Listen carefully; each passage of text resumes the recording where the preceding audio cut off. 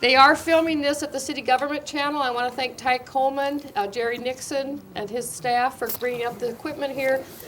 So this can be videotaped today, and then you can find it later online to watch the broadcast, or you can download it if you want to watch it at home. And we're going to have a series of these History for Lunches. I just want to mention a few that are coming up. On February 12th, Roland Wayner is going to talk about his house, which many of you are familiar with. You just don't know it's his house. But if you travel up Highway 1, you see a house tucked on the knoll of the hill, and that's the Wayner House. And it, just this last year, was placed on the National Register of Historic Places. It's an excellent example of mid-century modern in a prairie school style. And so he's going to talk about his adventure building that house. 2 weeks later, also on a Wednesday, Eric Zimmer, who's getting a PhD at the University of Iowa, has done quite a bit of study of the Meskwaki Indians. He's going to talk specifically about the Civilian Conservation Corps Indian Division and the work that they did out at the Meskwaki settlement in Tama County. That's going to be followed in March by a couple of talks relating to women's history, and then we're going to move into some international things. We're going to look at China's opinion of the Cold War, and we're going to look at Somalian diaspora in the Midwest. So there's a lot of interesting things coming up between now and June. If I don't have you on an email list, please let me know so I can send you out those announcements. Today we're very honored to have Mr. Schulein here today because he's obviously picked a popular topic. I'm going to give you just a little bit of background. He's a native of Rockford, Illinois. He got his dentistry degree at the University of Illinois, Chicago. He came to the University of Iowa, where he served 28 years on the faculty of the University of Iowa's College of Dentistry as an associate professor, retiring in 2007. He's currently the historian for the Old Capitol Chorus in Iowa City, which is going to have an anniversary celebration coming up, which he's in charge of organizing, and I believe that will be at the Englert Theater, so you might want to look for that on your calendar. He's also the historian for the Central States District of the Barbershop Harmony Society, which has over 2,000 members. And the reason I know Mr. Schulein is because I had a good friend who's in the audience today who is retiring after many years as a VA nurse.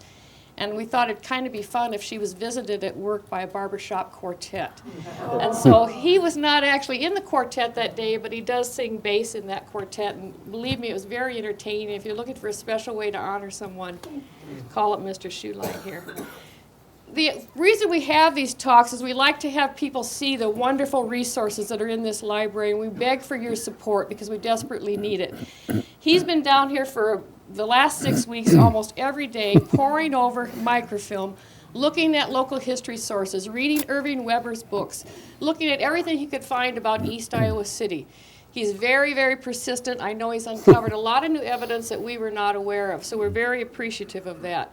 I'm not going to reveal what his story is about. I'm going to let him do that. But after he talks here, we will welcome questions from the audience if you can stay around for that. So with no further ado, here's Mr. Schulein. Thank you.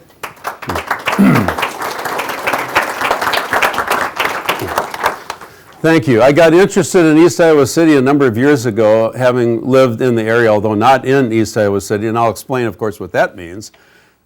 Rich Green, who's here, my friend, got me kind of started with it years ago, and he said, have you noticed how the street numbers are from 1st Avenue to 7th Avenue from east to west, which seems a little contrary to how a city might be laid out? And I said, yeah, I never thought about that. And I have many friends in East Iowa City, and wandering through there, I noticed the kind of wide open spaces, a feeling of openness, and it's just, to me, a really neat neighborhood. So I came down and talked to Mary, and I said, well, I'm interested in talking about East Iowa City maybe in the future. Would you have any kind of a venue that you would know of where I might be able to do this? And she said, well, I've got January 15th and 29th open. So I thought, gee, that sounds great. So I decided to go ahead and, like she said, I've been doing a lot of digging, and I'll tell you right away, I don't know all the answers. There's quite a bit yet to learn about this topic, but I will share with you what I found out so far. So today we're going to talk about, of course, East Iowa City and tell you what that means. The central figure in our story is a man named Willard F Main. We're going to talk about a jewelry factory, about the Putnam nursing home. How many of you know that name from being here? Okay, you've heard of that. Good. The Carl Chaddock property. Most of you who've been here very long know about Carl Chaddock. And how about the BCR&N Railroad, which stands for Burlington, Cedar Rapids, and Northern, also called the Plug Line. We'll talk about that, and about something called Lustron homes. Let's start out by looking at East Iowa City today. It extends all the way out to Taft Avenue, which is out here past Windsor Ridge. So it has been growing quite a bit in recent years. If we go back to 1960, however, we see that there was very little past First Avenue, which is right here. We were just developing a little bit around the area where the Pickerings are here in, what is your Crestview, just a little bit past there, and then Friendship just went a little ways. And then we had, well, that's about it, isn't it? There wasn't very much there in those days. Now going back a little further to 1939, we see that there's even less. Just this little part that juts out here past the original kind of boundaries of Iowa City. And then this little area up here, the Morningside neighborhood, which was once the county fairgrounds, and City High School, which lies just to the east of the old fairgrounds. If we go back further yet to 1910, we see an entity here called East Iowa City protruding out. That was the very eastern part of Iowa City at that time. And then let's go back one step further to 1900, where East Iowa City, as it's labeled, exists all by itself. Where it says East Lucas, that pertains to East Lucas Township. So that this was actually the Rundle Farm in this area right in here. And you know about Rundle Street. Many of you have heard about that, of course. And here's the map of 1900 where it shows East Iowa City got clipped off a little bit here for some reason, but it's all by itself. That's the main topic of our talk today, East Iowa City. So we're going to focus on that area, which is now, of course, an integral part of Iowa City, the borders of which are First Avenue on the east, 7th Avenue on the west, Court Street up on the north, and the railroad, which is now the Iowa Interstate Railway, on the south. It encompasses all of the lettered streets in Iowa City, A through J, and most of 2nd, 3rd, and 4th Avenues, part of 1st Avenue, all of 5th and 6th Avenues, part of 7th, and then a few other streets, of course, part of Friendship, part of Muscatine, Bradley Street, 7th Avenue Court, Garden Street, and Wales Street. So that is what we call East Iowa City. And it's now known as the Creekside neighborhood, and they have their own association. So let's look at what we have in East Iowa City today. We have a lot of small homes, a very large number of quite small homes, some of them as small as just under 500 square feet. So they're very small. There might be a reason for why we have such small homes there. Here's one example that is about 546 square feet, built, we think, around 1900. And that's probably a good time to interject about this little map that I have over here that I had made up by the county building. And I put on there in pink what I thought were the 1900 homes in East Iowa City. Being naive about this, I find from Bob Hibbs and from the city assessor that this is just an approximation. So these are not necessarily built in 1900, but I went through the entire listing of some 500-600 homes in East Iowa City. The green ones there are homes that existed prior to 1900. There were a certain number of those. But anyway, we can say that those ones in pink were of that era. The approximations could run between 1890 and maybe even 1910 or more, so we're not really very accurate on that. We also have a number of large homes in East Iowa City. The one up on the top left we'll talk about is the Putnam Nursing Home, and then there's some others here, some very large homes. The oldest homes in East Iowa City predated the existence of East Iowa City when it was developed in 1900. This is a very nicely kept home of about 1890, for example. This one also dates to around 1890. Again, we don't know how accurate the data is. This one we think was about 1880, and I think it is no doubt the former Wales property, Thomas Wales, who was a stock breeder in the county back in the 1800s. This one right here is probably the one you were thinking about of the property where your house may have been the servants' quarters at one time. And this is probably the former Bradley property from that was there before 1900. It's now been replaced by another home. It's a big lot on Muscatine Avenue. And this house, so I thought, gee, that's getting pretty old. And then I came across this one on B Street that has a date of 1870. So I thought, gosh, that's possible that it is. Talking with one of the neighbors, he said it's undergone quite a bit of work and remodeling, but it's very possible. So I thought that's about it until I came across this house that, looking at the city data, dated it to 1843, which seems a little absurd, doesn't it? For one thing, like Bob said, there weren't sawmills around in those days, although they could have brought the wood up on the river and built it, but I suspect it's either an erroneous date or there was a small dwelling that was built around that very possibly could have been from 1843. There's another view of the home. The owner is here with us today. We have some color in East Iowa City too. These aren't showing really well because I took them in kind of dim light, but our usual array of, that's kind of interesting how they have that breezeway between the two houses. We have some rather distinctive homes in East Iowa City too. This one is, I'm guessing, is a Moffett house. Just looking at the structure, I don't know that for sure. It's all stone around the entire perimeter of the house. This one's kind of interesting with a flat roof. It almost looks like a little business or something. And then what's with this thing? It looks like it's got armored plates or something on it. With all, or maybe they're stones. I don't know. We'll see in a minute. We have, of course, a small business district in East Iowa City, Walgreens. I'm not including Hy-Vee. I'm including just within the perimeter of those streets that I mentioned to you. A little strip mall. We have a knitting shop and so forth. Supposed to say churches. We have some churches. The one on the lower right was a Baptist church. It's now the Oddfellows building on B Street. So I believe we have 3 churches and the Oddfellows. And then there was a railroad line that went through the area too at one time. This is what I referred to as the BCRN, the Burlington Northern and Burlington Cedar Rapids and Northern, which is right here going through. The railroad was known as the plug line. It was the only way to get to places like Cedar Rapids before 1904 when the Crandick, I believe it was, came in, or was it the interurban then, Bob, the Crandick? So we would go out to a little place called Elmira, about 8 miles northeast of Iowa City, where there was a little hotel, a little restaurant, a switching area for trains. And so that track was removed in maybe the 20s, I can't remember this part, but this part down was left for quite a while after that. In fact, in 1960, you see where that part of the track was still in place. This would be around Jefferson Street where it came, and there was a lumber yard down in there that it served, so I think they kept that portion in for a while.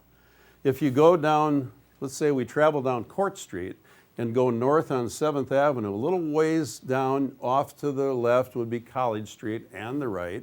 Go left, and if you go down there and look off at an angle, you'll see this big area that looks almost like an alleyway or something. That's where the railroad line ran through.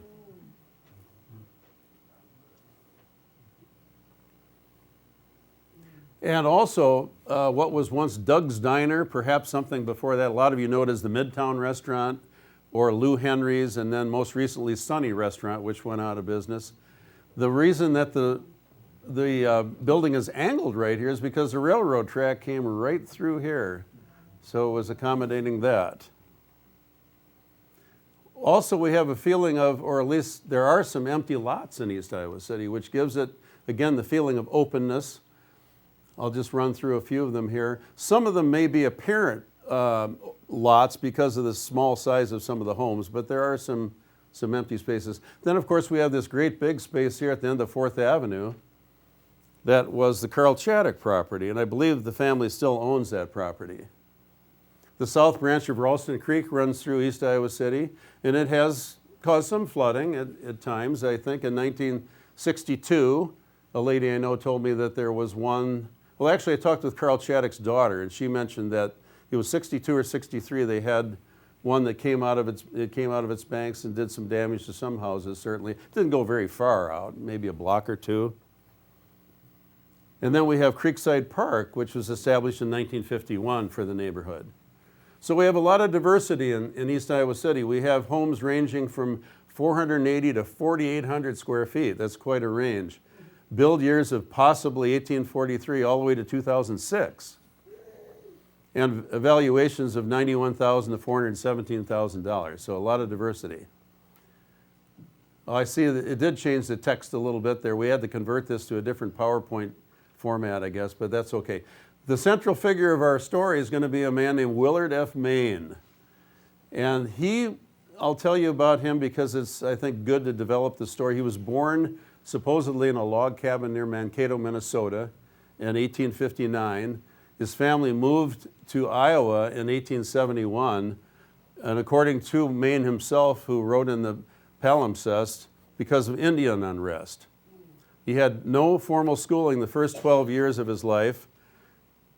And before moving to Iowa City, which he did, I'll tell you shortly, he was a hired man, a corn husker, farmer, thresher, traveling salesman, constable, assessor, and an owner of a jobbing company in Rock Falls. The family moved to Rock Falls, which is in Cerro Gordo County, in 1871. And I thought this was pretty interesting, his marriage certificate here from 1882 in Rock Falls. So W.F. Main arrived in Iowa City in 1888 at about age 29 and apparently studied law for 1 year, but did not get a degree with the law school. He somehow got into the wholesale jewelry business, and he established himself in an office in Iowa City, which would be in the Ped Mall today at the corner of Dubuque and College Streets, and apparently started with a capital of only $1,000, but sold nearly $2 million worth of goods in the next 10 years. I don't know what the quality of the jewelry was. I just got an email transmission from a fellow who said that it was cheap stuff. I don't know that it all was cheap type of stuff, but he had quite a line.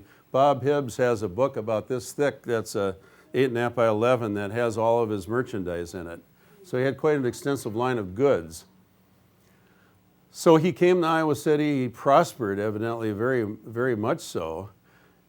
And in about 1893, he bought a jewelry factory in Providence, Rhode Island from Fred Pennell, who apparently had died at that time. These are 1891 Iowa City Directory entries.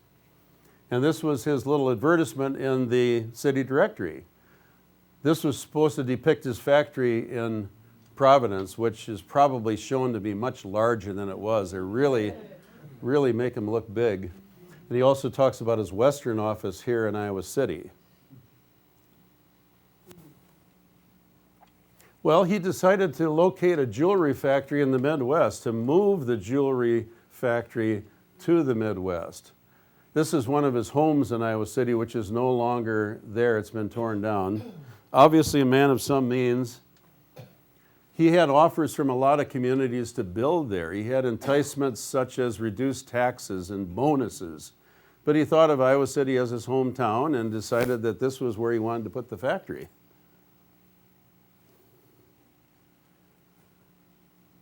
So in about 1898 or that year, he purchased about 300 acres of land, which was largely the Thomas Wales farm. Here's Iowa City, very small at that time in 1889 in this map. Thomas Wales and maybe parts of another farm, I'm not sure. And he kind of made an agreement with the people of Iowa City in 1898, saying that, okay, I'll be willing to build this factory here. I'm going to offer you a bunch of lots here. I will build the factory here if the lots are sold. If you come in here and live here and help me, I will grade the streets, put in trees, well, like a developer would have to do. And I'll allow you to make payments in 20% increments, such as when I get the foundation of the factory in, the walls go up, and different steps along the way. So he offered some 400 lots. He had East Iowa City platted then in 1898 by the city engineer. And I've got a copy of the plat over there that didn't copy too well down at the city office, but there it is. And here's his proposed factory location right here. And if you know the map a little bit, you'll recognize that that's where Carl Chaddock had his business. So he was proposing to build a factory there. This was a conception of East Iowa City that was drawn. This shows the existing dwellings at the time. And here are the dwellings that I think existed before East Iowa City came to be. There it sits by itself, a separate entity, not part of Iowa City. Main came up with the name of East Iowa City. He even projected that there would be a streetcar that would go through there. Never came to be, but here's what the route was supposed to be through East Iowa City. This was the home of Thomas B. Wales, who was a stock breeder who owned the farm, the land of which Main purchased. I don't know when it was taken. We believe the house dates to 1880, at least that's approximate. That's what the city has it down for, at least. Here's another view of the same house. Some of you may recognize it in its present-day form. This is what became known as the Putnam Nursing Home in later years. On Friendship Street, near the west edge of, or down near Wales Street on Friendship. So Main began to work on the factory in 1899, hoping that people would buy the lots. The above is an exact picture of the factory, it says, which will be erected in East Iowa City. This will be the largest factory in the United States, meaning of jewelry factory. The ground for this addition has been platted, streets and alleys graded, about 4,000 trees set out along all of the streets. The erection of the factory will give employment to many Johnson County working men next season. When equipped and in operation, steady jobs will be given to a large number of workmen. So then Main wrote an open letter to the people of Iowa City in the newspaper, basically saying that, look, I'm living up to my part of the deal. This was in 1900, but a lot of you who said you were going to buy lots here have not been doing so. So he's kind of pleading with them to kind of own up to what you said you were going to do. And numerous times he published in the paper listings of those who had bought the lots, how much of the portion that they have paid for, maybe trying to shame people a little bit, I don't know. So, but in any event, he completed the factory in 1900 or 1901, regardless of people buying all the lots. He formed the W F Main Band, and this was in the 1900 Iowa City Republican, composed largely of boys who are underage, now the leader in both popular and classical music in the city. I told one of my friends that this was in the Iowa City Weekly Republican. He said, what, a Republican newspaper in Johnson County? And this is from a book about Goosetown that I found in the library recently. It says the W F Main Jewelry Factory also hired young Goosetown women. And somebody was hired to paint these cufflinks, for example. And it had this photo of the factory, which is only the second photo that I have of the factory. And this is something, I believe this is yours, Bob. You have at least one just like that in your collection of things. So what kind of jewelry did he make there? Well, rolled gold plate, gold-filled stock, wire and flat stock, pearl buttons, ladies' chains, eyeglass chains, all styles of small chains, novelties, and so forth. He had showcases for a salesman to take out, music boxes. So here he is in 1900, W F Main, then only 40 years old, half owner of an equitable manufacturing company, not sure where that was, half owner of prosperous jewelry houses in Chicago and Minneapolis, sole owner of a jewelry factory in Providence, Rhode Island, owner of the W F Main Company in Iowa City, owner of numerous properties, including farms in the Iowa City area, and the principal owner of the Iowa City Weekly Republican newspaper. So this man was obviously very, what's the word for it? He made things happen. Here's a picture that says another W F Main farm in Johnson County. Like, how many are there? This was his wife's family farm up in Rock Falls, Iowa, the Roebuck Main farm. Here's a photo much later than, of course, when it was built in 1930 of the factory. Again, it sits on the Carl Chaddock property where that big, vast open space is. Had a water tower. There wasn't water service to that part of the community in those days. This was his advertisement in the 1901 to 1902 Iowa City Directory. Well, he took on some partners, one or two or three partners in around 1901, and the factory at that time had over 100 workers. He talked about it having a lot more than that workers when it got going. By October, it talked of 240 steady employees. Pictures of Main throughout his lifetime here. He did die in 1950, shown here at age 75. So the Iowa City Weekly Republican had Main as its president and manager for at least 6 years, as far as I could tell, and the principal owner of the paper. He sold his interest in the factory in 1902, which was not very long after he got it going. Why did he do that? I don't know. Now here's an ad in the 1904 Iowa City Weekly Republican. Of course, he not only put ads in his paper, but other Iowa City papers. We had quite a few papers in Iowa City at that time. This one says, "The wise man will invest now. He will still sell his lots on installments. You can purchase a home on as easy terms as you can rent one." He was a bit of a promoter.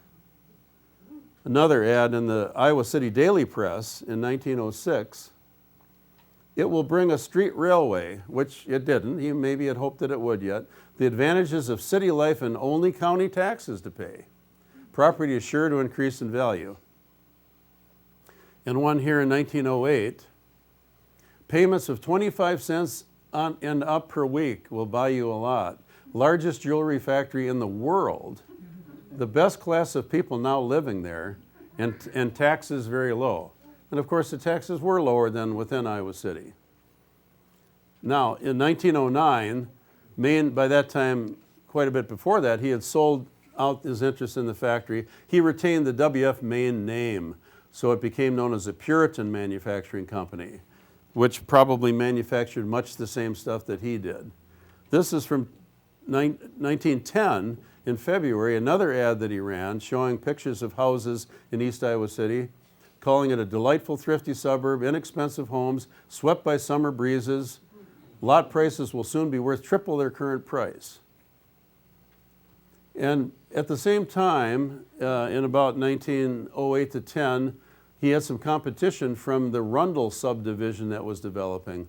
These are, I would say, just a little milder or less pushy types of ads that Rundle typically ran in the newspaper to sell his lots. Then along comes 1910, just after February, when there was a proposal to annex East Iowa City into Iowa City. I don't know who got that going. Bob, you may know more about that. This is from the picture that was put in the paper to show the citizens what the boundaries were of Iowa City, what they would become if this went through. This was the boundary of Iowa City in 1910 in March, before the annexation proposal. It went to the level of about Whiting Avenue on the north and Brown Street, the Iowa River, Friendly Avenue, and Oakland Avenue. That was Iowa City. The proposal was to stretch it out to where the blue line is, which would double the size of Iowa City. Now that would include the Rundle addition in East Iowa City, the Chautauqua area, which was the first area where Chautauqua was held in Iowa City, that had two subsequent locations where it was held. And that was just on the west edge of Manville Heights. The Manville addition came in 1910, so a lot was happening right then. So why annex East Iowa City? People express their opinions. Well, it'll give us a chance for expansion and development. Taxes will not be a burden. They're going to be spread out enough. For those against, why should the outlying areas be taxed more? The city schools are almost crowded to the limit, and they felt that soon a state law would come by that would pay 50 to 75% of county roads, and the city couldn't do that, they said. They said the extra taxes gained will not be able to take care of roads and bridges. Well, it went before a vote of all the people in Iowa City and the outlying areas in the proposed annexation area, and it didn't pass by a tremendous amount, by 102 votes. And you can see that the people out of the city were overwhelmingly against it.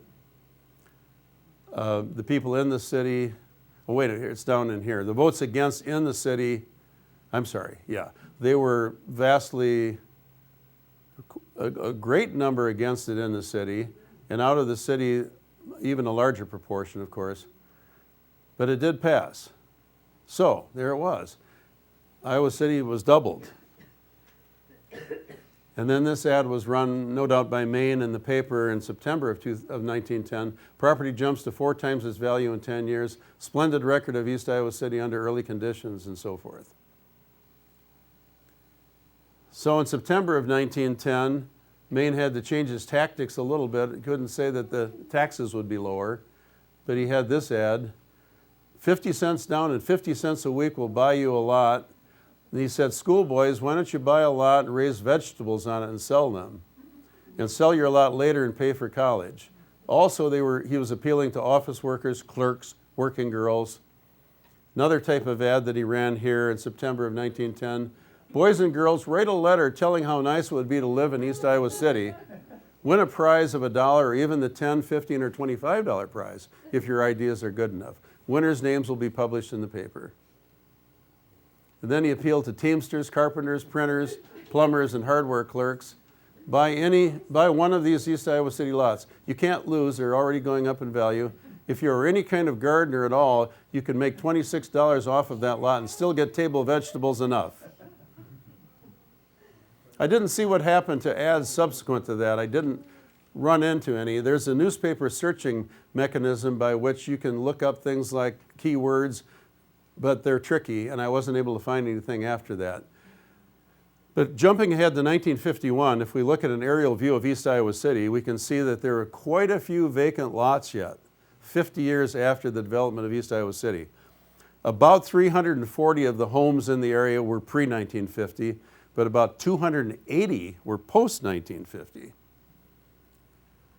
Now, Main also established what he called the Boston Piano and Music Company. I don't know whether this was based out of Boston, but he advertised and worked out of Iowa City, sold pianos, he even sold sewing machines. But then I ran across this. A trio was trying to put Main into bankruptcy. Don't know what happened here. I don't know the results of the case. But anyway, he was getting into some kind of trouble. This was in 1911. But that's one of the unanswered questions. There's another ad showing a sewing machine there. Well, Main moved his business to Cedar Rapids in 1918. And himself, but he retained the home that he had here and rented it out. He got involved up there with the radio, phonograph, and penny vending machine businesses. Here were some of the letterheads he had in the 1940s.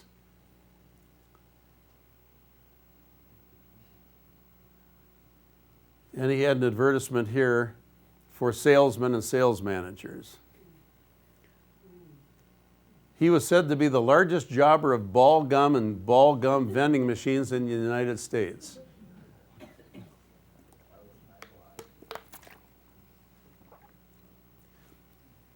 And this article pays tribute to Mr. Main. This was in the Iowa City Press Citizen in 1923, speaking of him as the largest jobber of ball gum and ball gum vending machines in the United States and so forth.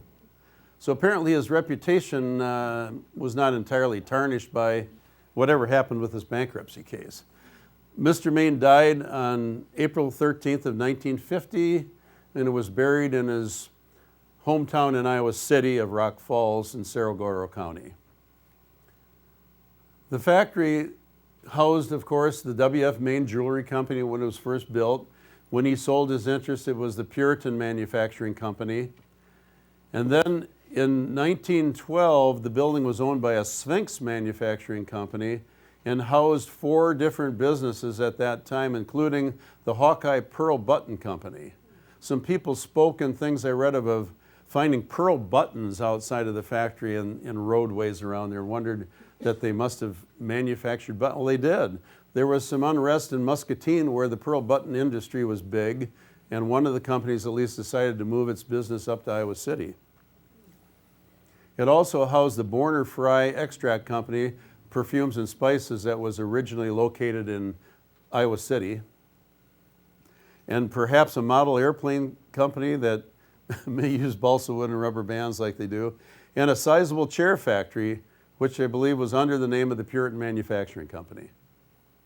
The last occupant of the building was the National Hybrid Seed Corn Company of Anamosa, Iowa, which was using the building as a warehouse for seed corn. Then on December 12th of 1937, there was a spectacular fire in the building. It was just roaring out of control when a neighbor noticed it and called it in. The closest fire hydrant, I believe, was something like 100 yards away. They lost water pressure in being able to try to fight it, and they didn't have a chance with it. It was just completely, the flames, the heat was so intense that it melted shingles on Carl Chaddock's nearby home, according to his daughter, from his recounting that. So it was just something else, and apparently, according to some sources anyway, well, let's get to that in a second. Carl Chaddock was an interesting fellow. He was a lifelong resident as far as I know, and he started his business in 1929 as a trucking business.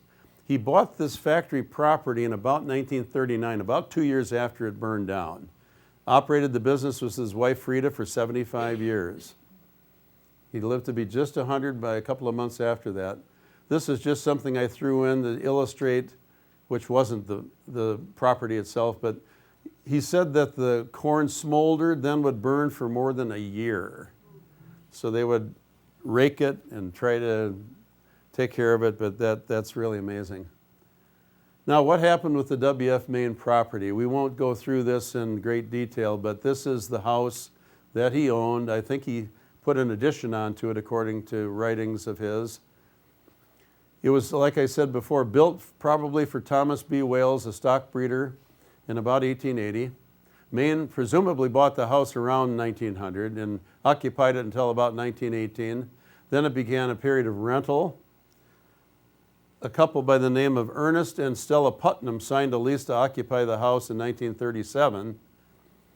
He tried to sell it to the county as a juvenile home in that same year. An attorney bought the house, and I think then the Putnams rented it. I'm assuming the Putnams eventually bought the property. It was known as the Rest Haven Sanitarium for many years, and then it was also known as the Rest Haven Nursing Home. Stella Putnam Chamberlain, she remarried, died in 1961. It was called the Putnam Nursing Home from 1964 to 69. This is according to Iowa City Directory information.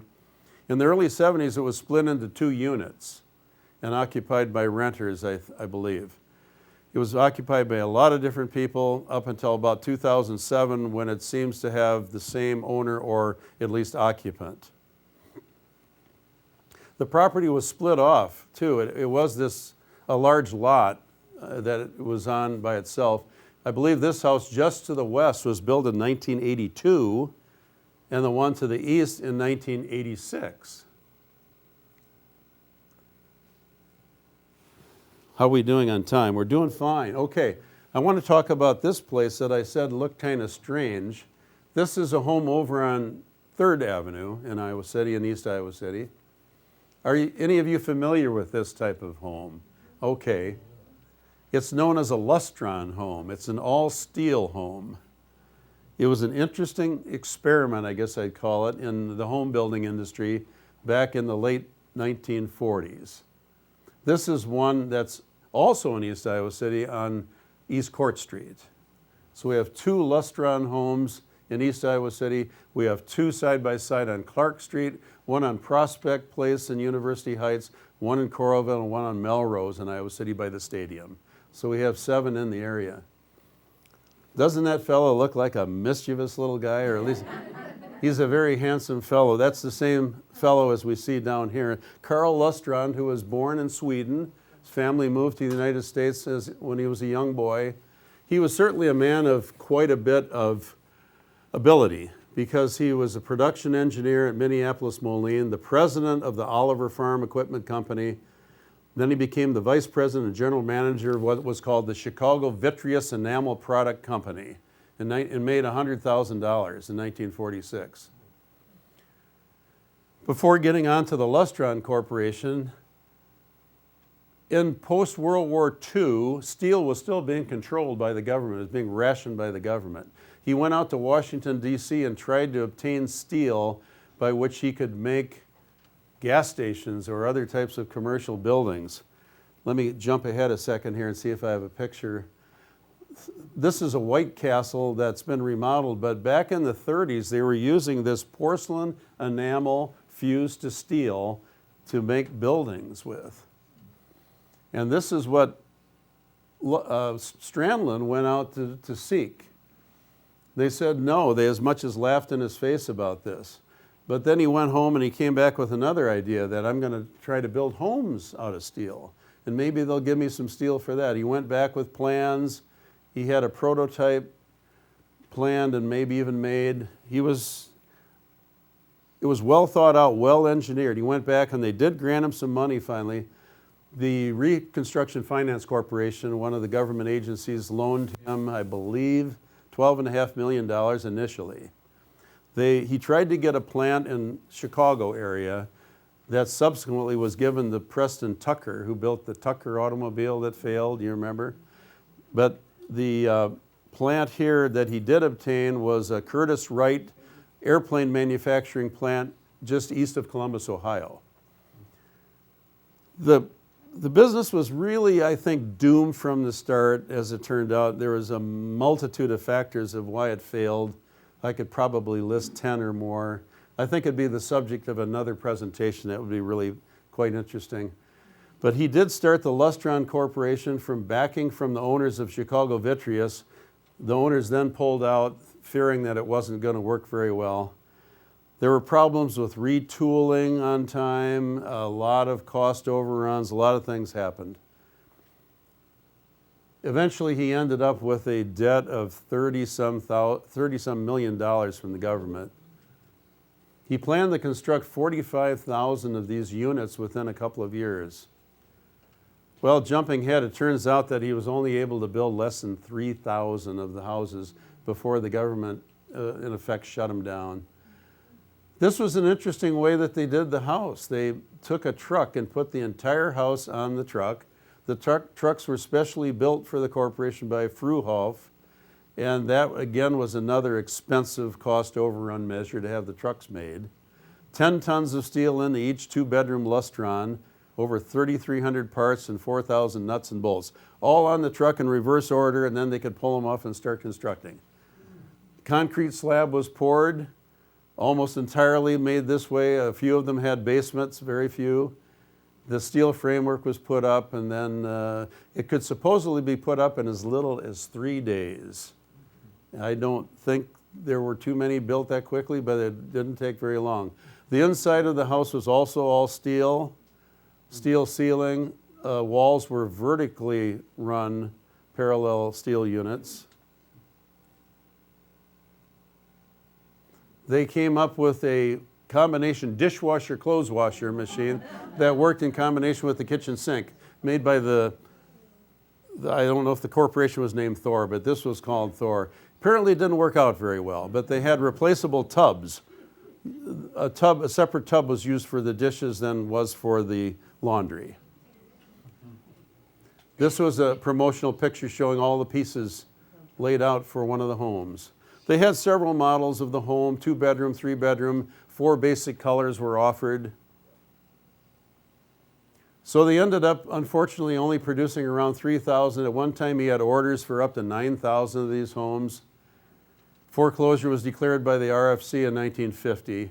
We still have perhaps a couple thousand of these around the country, largely the eastern part of the country from the Rocky Mountains eastward because of the transportation issues going too far west. We think we're losing maybe one of them a day due to tearing down to put more valuable or bigger properties on, whatever the reasons are. But anyway, it was an interesting adventure, I would say. It didn't work out, unlike places like the Levittown building that went on out in Pennsylvania or New York. Just didn't make it. So in summary, East Iowa City was planned as a factory town with a streetcar route. The developer, I think, kind of went out on a limb as far as this factory and hoping to sell all these lots.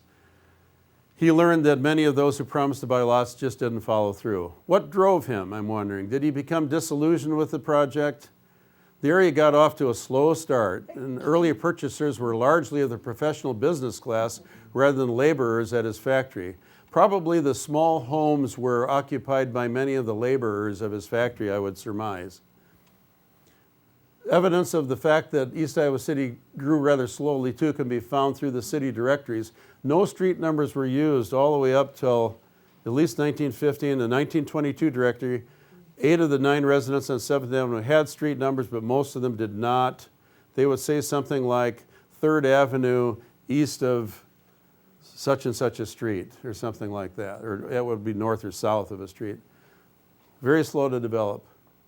This is a chart showing when the homes were built in East Iowa City. Again, not complete accuracy probably, but the big push was in the 1950s. And we have had homes built up all the way, trickle down to 2006. A number of them were built in the 1990s that are just south of the railroad tracks on the east side of First Avenue. He used some interesting marketing techniques, I would have to say. So it did not remain a factory town, but slowly grew into an integral part of Iowa City. It's a diverse neighborhood, has a feeling of openness, not displayed by the other older neighborhoods in Iowa City.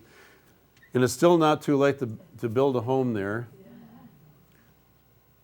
because I had something that was supposed to go in there that didn't, but I'll show you. But why did he sell his jewelry factory so quickly? I don't know. Was it just he was such a businessman that he had made his money and going on other ventures? Could be a lot of reasons. Why did he move his home and businesses to Cedar Rapids? Why did East Iowa City develop so slowly? And what happened to K Street and to Lee Street? Originally there was a Lee Street in East Iowa City, which is now 7th Avenue Court. It became that quite a few years ago. Lee Street now exists in Manville Heights. So I suspect they had some kind of a swapping of names there. And also, when they lettered the streets originally, they were A, B, C, D, E, F, G, H, I, K. There was no J Street. So why did we not have a J Street but a K Street instead? This is the lot that's saying we'll build to suit on, I believe, 2nd Avenue or 3rd Avenue in East Iowa City today. A lot of sources were used for this. I thank Richard Green for kind of getting me interested in the whole thing. The City of Iowa City with Bob Miklo, internet searches and so forth. The people at the Historical Society have been very helpful. Lots of different things. So I thank you.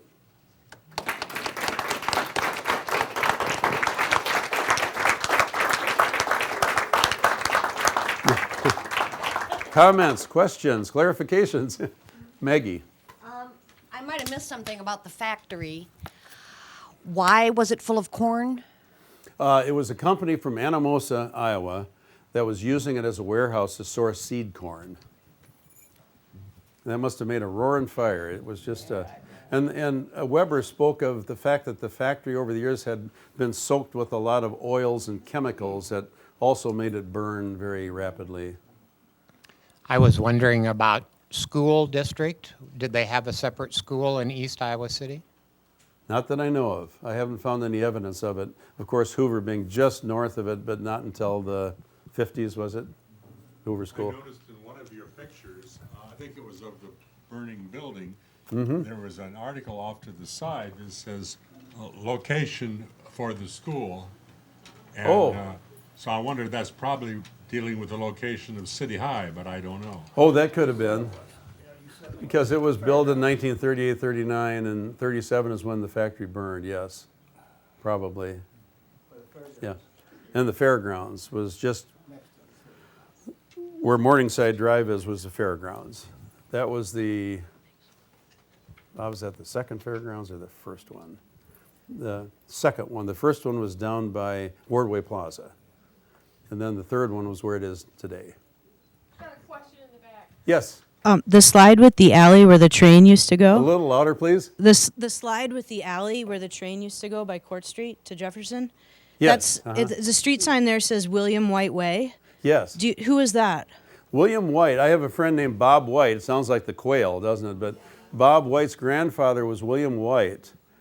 and they named that for him. And it perhaps had gone farther along that right-of-way of the railroad at one time as a gravel or dirt road. Right now it exists as just a 50, 75-foot-long road with 1 or 2 homes on it. Eckstein, the medical school dean, lived there at one time. It's off of Glendale Court, is it? I can't remember there's a lot of Glendales.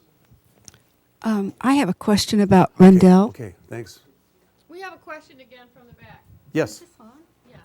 I have a question about Rundell Street. I've always been told that was extra wide because of the streetcar. Which street? Rundell? Rundle, yes. Rundell. Rundle Sorry. had a streetcar running down it. You can still see evidence of the tracks, either what's represented from the ties, because it's quite wide, but 2 lines going right down the middle of Rundle Street. Right. But all the way through your talk, you said there never was a streetcar. I mean in East Iowa City itself. Well, There isn't was not a Rundell streetcar in east? East Iowa City itself. Isn't The Rundell? Rundle edition is a separate entity to the west of that. Oh, it wasn't So it didn't considered. come out into East Iowa City. It was when it was annexed. It was considered East Iowa City, was it not? Well, you could say the eastern part of Iowa City, I suppose. Yeah, right. It's called the Rundle Edition on the maps. Right. It's got its own title. Well, that would be I didn't interesting. mention also that at the time of the main factory being built, almost concurrent, perhaps even a year sooner or so, there was the O.S. Kelly factory that was built on Sheridan Street, which became a manufacturer of plastic drainage tile. Drainage tile. And that was torn down in what, about the 80s or so? It's now a It housing moved- division. It moved out along Interstate 80, out toward Tiffin. I lived there when that was torn Okay. down. But that was originally a farm equipment manufacturing concern, O.S. Kelly. There's a lot more history. Yeah, there is. Any more questions for Mr. Schulein? Well, let's give him another round of applause. A lot of work went into that. Thank you.